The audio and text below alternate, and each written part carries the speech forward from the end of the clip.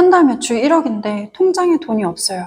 직원 월급, 세금, 외상값 주고 나니 남은 건 카드값이랑 마이너스 통장분.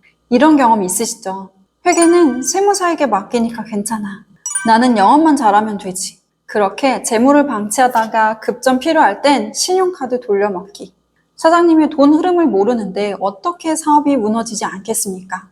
이 영상 끝까지 보시면 돈이 남는 구조가 어떤 것인지, 재무 마인드가 어떻게 바뀌어야 하는지 분명하게 보이실 겁니다.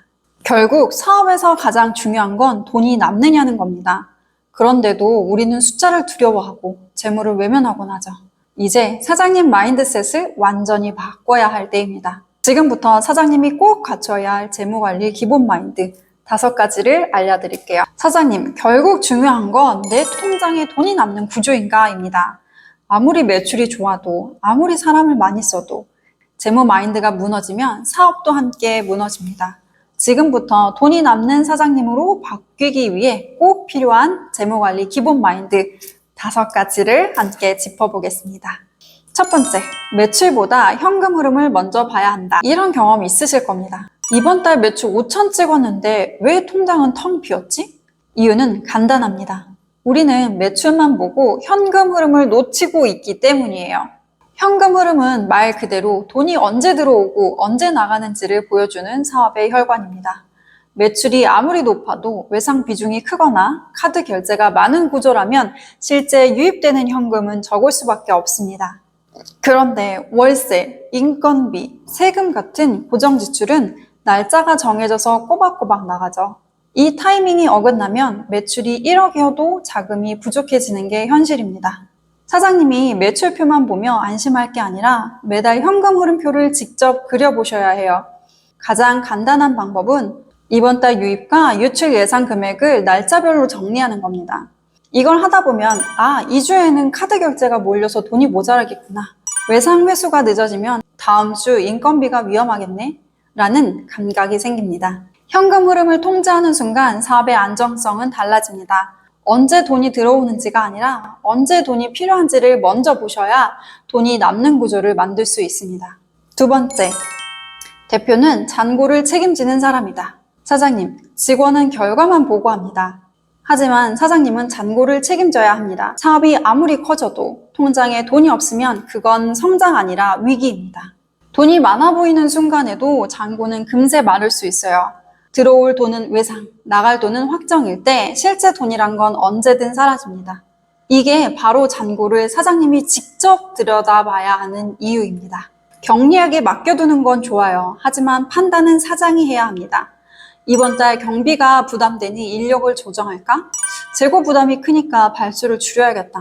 이런 의사결정은 잔고 흐름을 모르면 불가능합니다. 잔고는 단순히 지금 돈이 얼마나 있느냐가 아닙니다.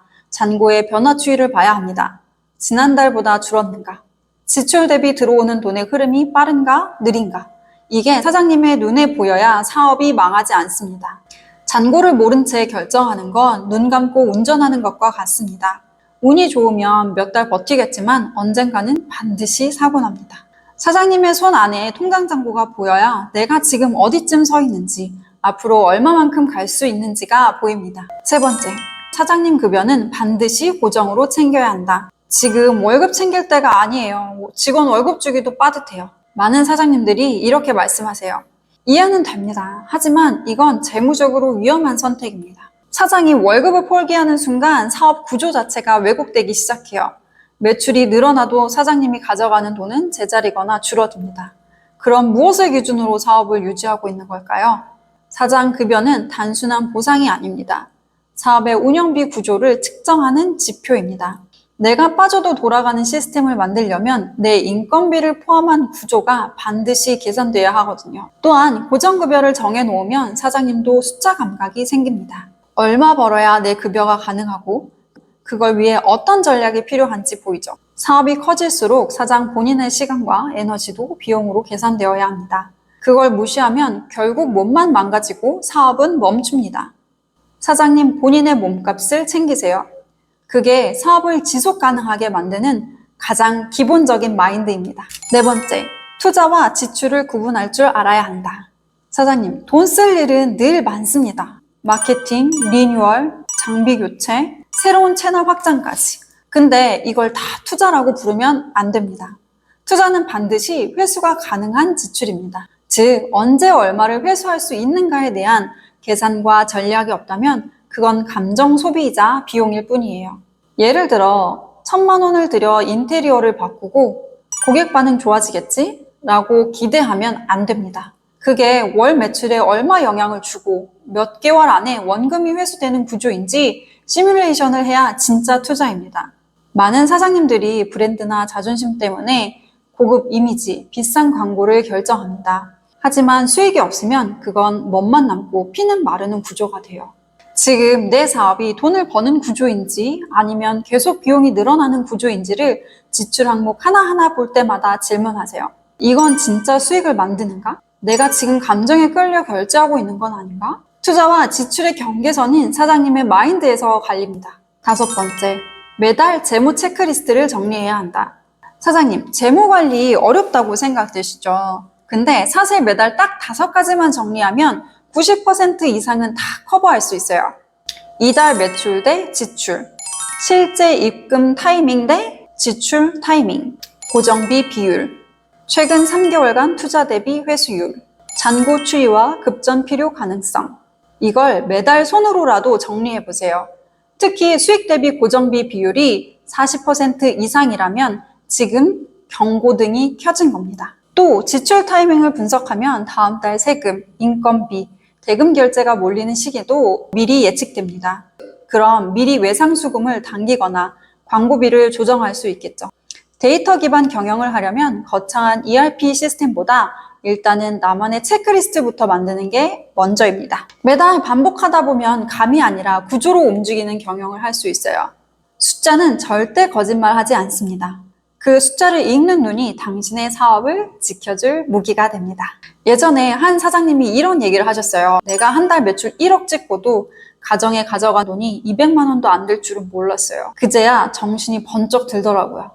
그 사장님은 그때부터 매주 잔고를 확인하고 현금 흐름표를 쓰기 시작했습니다. 고정비를 줄이고 사장 급여를 정해서 먼저 챙겼죠. 처음엔 버거웠지만 6개월 뒤엔 매출이 줄었는데도 통장에는 돈이 남기 시작했어요. 돈을 버는 사장보다 돈이 남는 구조를 만드는 사장이 진짜 강한 사장입니다. 재무는 숫자가 아니라 사장님의 살아남는 힘입니다. 사장님, 이제 돈은 나중에 챙긴다는 생각은 버리세요. 당신의 마인드가 바뀌어야 사업도 바뀝니다. 지금 구독하셔서 돈이 남는 구조를 함께 만들어 갑시다. 사장님 옆자리 김경희는 늘 사장님의 옆자리에서 고민하고 같이 성장하겠습니다. 더 다양한 경영 꿀팁 알고 싶으시다면 지금 바로 구독, 좋아요, 알림 설정 눌러주시고요. 다음에 또 도움되는 영상으로 찾아뵙겠습니다. 감사합니다.